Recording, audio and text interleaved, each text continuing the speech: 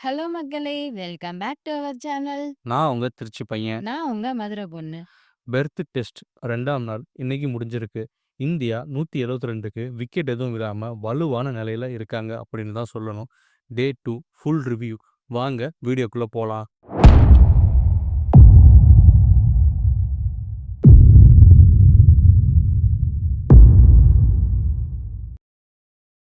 டே 1ல 2 team பேட்ஸ்மேன்களுமே batting விளையாடினா ரொம்பவே தடுமாறுனாங்க. ஒரே நாள்ல 17 விக்கெட் விழுந்துச்சு. இந்தியா 150க்கு ஆல் அவுட். ஆஸ்திரேலியா 67க்கு 7 விக்கெட். இன்னைக்கு காலையில ஆஸ்திரேலியா பேட்டிங்க தொடங்குச்சு. பும்ரா அவர் போட்ட ஃபர்ஸ்ட் பாலே அலெக்ஸ் கரி விக்கெட் எடுத்தாரு. அந்த விக்கெட்டோட சேர்த்து அவரு 5 விக்கெட் காலும் எடுத்தாரு. அது மட்டும் இல்லாம ஹர்ஷித் ராணா லயனை அவுட் ஆக்குனாரு.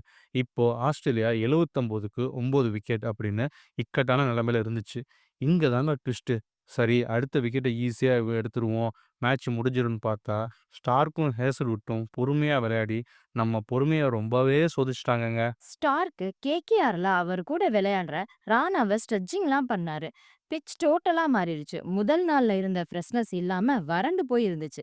இது டோட்டலி பேட்ஸ்மேன்களுக்கு சாதகமாவே மாற ஆரம்பிச்சிருச்சு. ஸ்டார்க்கு, ஹேசல்வுட் கூட்டணி 110 பந்துகள ஃபேஸ் பண்ணாங்கன்னா, ஆச்சரியமா தாங்க இருந்துச்சு. ஏன்னா, நம்ம மெயின் பேட்ஸ்மேன்கள் கூட யாருமே இவ்வளோ பந்துகள புடிக்கலன்னு வச்சுக்கோங்களேன். 25 ரன் எடுத்திருந்தாங்க. ஸ்டார்க் மட்டும் 112 பால் ஃபேஸ் பண்ணியிருந்தாருன்னா பாருங்களேன், என்ன ஒரு ஆச்சரியம்.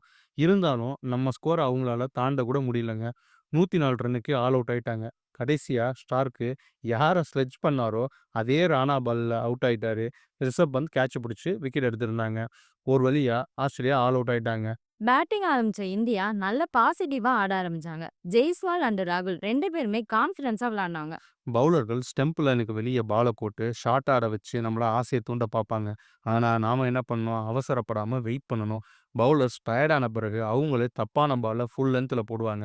அந்த நேரம் பார்த்து அடி வெளுத்துடணும்.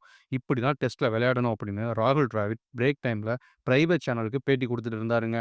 நம்ம பசங்களும் அவர் சொன்னத டிவில பாத்துட்டாங்க போல. இதே மாதிரி ஒழுங்கா விளையாண்டாங்க.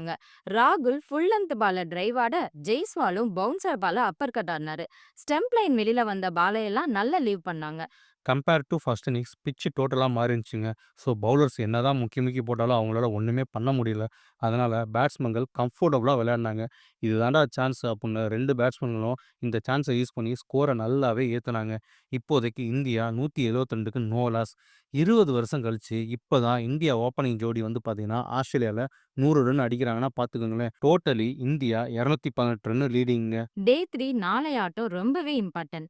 ஏன்னா பிட்ச் எப்படி மாறப்போகுது, மேட்ச் யார் பக்கம் போக போகுது பொறுத்திருந்து பார்ப்போம். இந்த வீடியோ உங்களுக்கு பிடிச்சிருந்தா லைக் பண்ணுங்க, கமெண்ட் பண்ணுங்க, ஷேர் பண்ணுங்க. இதுபோல கிரிக்கெட் வீடியோக்கு எங்களுடைய சேனலை மறக்காம சப்ஸ்கிரைப் பண்ணுங்க.